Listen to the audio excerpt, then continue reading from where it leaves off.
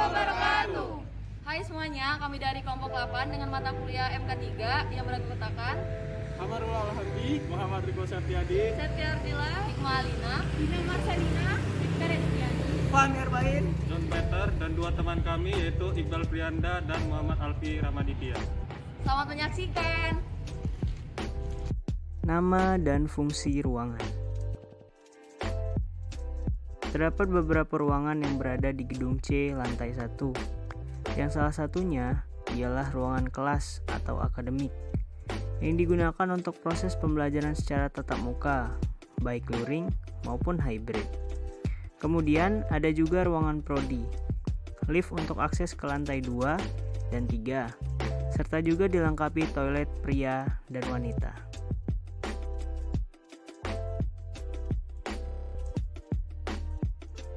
Potensi bahaya.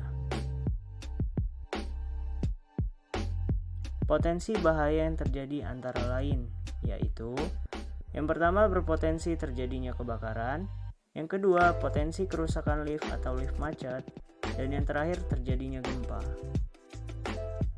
Penanggulangan ketika terjadi bahaya. Saat terjadi kebakaran, diharapkan tidak panik.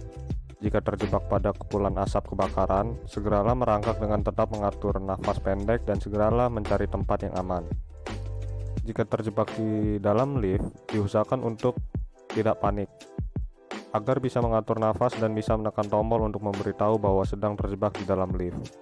Kemudian, saat gempa terjadi, pergilah ke titik kumpul jalur evakuasi dengan tertib, tidak bergerombol, dan lepaslah sepatu berhak tinggi dan jangan membawa barang agar memudahkan proses evakuasi.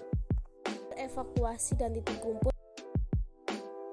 Terdapat 2 jalur evakuasi di bagian depan setelah pintu masuk dan juga di bagian belakang gedung pintu keluar bagian belakang. Titik kumpul terdapat di bagian depan gedung yang sudah diarahkan dengan jalur evakuasi. Produk-produk K3 di dalam ruangan. Yang pertama, petunjuk jalur evakuasi. Yang kedua, poster tentang K3. Yang ketiga, alat kebersihan. Yang keempat, APD. Yang kelima, APAR atau hidrat. Selain produk-produk K3, pada gedung C lantai 1 juga diawasi oleh petugas keamanan yang selalu berjaga di sekitar gedung C selama 24 jam. Peraturan atau kebijakan kampus terkait K3 di lingkungan kampus ITERA.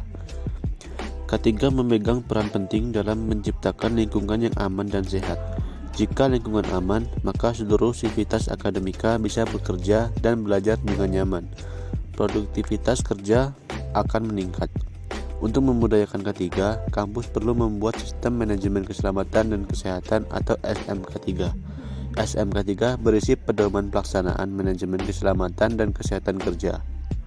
Peraturan atau kebijakan kampus terkait K3 di lingkungan kampus ITERA agar dapat mencegah dan terhindar dari segala bahaya yang mungkin terjadi di area kampus.